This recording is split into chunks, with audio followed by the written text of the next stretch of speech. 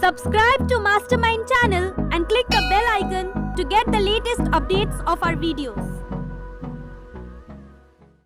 So hi guys, this is Varsha and you're watching Mastermind. Well, after checking the comment section, we understood that most of you have spoiled your physics exams. So friends, I want to remind you that your physics, chemistry and biology, all these three subjects marks is combined and given to you. It is combined and average of that is taken and you get your science marks.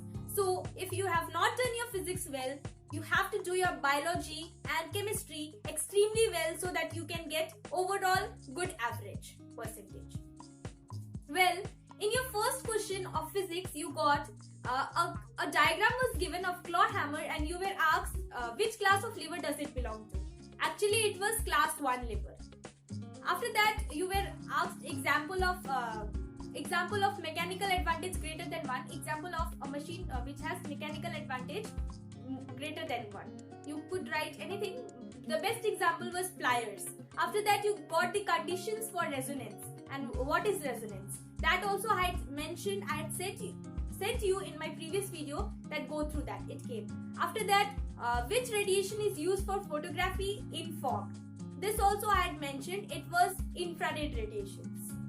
Well, now in this video I want to clear all your doubts about your mathematics exams. Many of you do not know that VAT is not there in the syllabus. VAT, let me clear all your doubts. Many of you have commented us and asked us that VAT is there or not. So in this session I want to clear all your doubt about mathematics so that you can practice well. VAT, that is value added tax, has been removed from the syllabus of ICSE, though it is there in your book, but you need not practice that. It is out of your syllabus now. So do not practice that, do not waste your time in thinking whether it is there or not. I am clearing your doubt here. I am repeating, VAT is not there in the syllabus. So friends, for your mathematics, you have to practice it from the sample papers and the past 10 years board papers. It is very much important and it is very much beneficial and helpful to you. You have to practice your maths from the sample papers as well as the past 10 years board papers. It is very much vital for you. And while you are practicing, make sure that you do not practice anything which is out of your syllabus. I have already repeated these points in my previous video. I am still repeating again so that I'll make it clear. Do not practice anything which is out of your syllabus. Do not waste your time. VAT has been removed and there are many other things. There are several other changes. Like for example, if you go for 2011, there are many things which are not there now. So do not practice that. And sample paper, also go through some of the sample papers and specimen papers.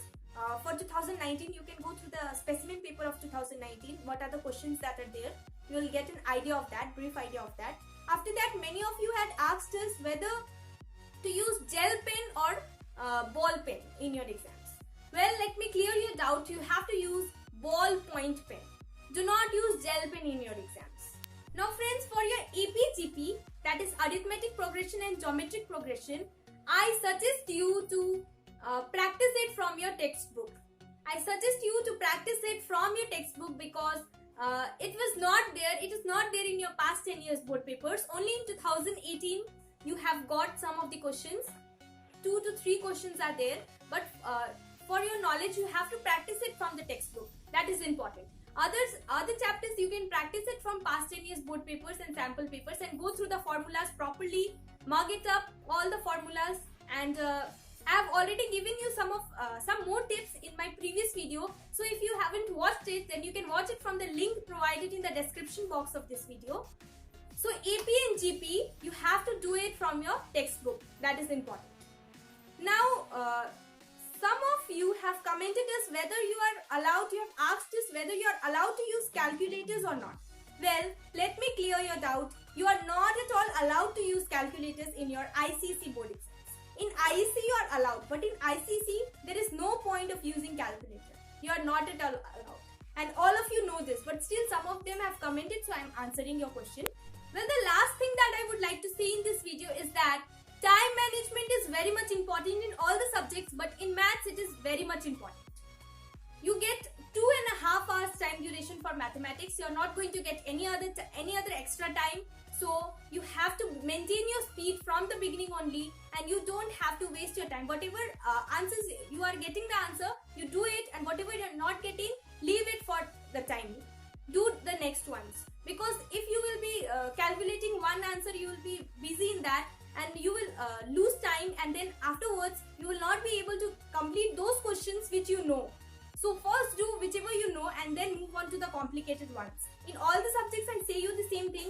Same goes for mathematics. So I end here. All the best for your exams. Do well, prepare well, and if you like this video, then please do give the thumbs up button and subscribe our channel Mastermind. Thank you.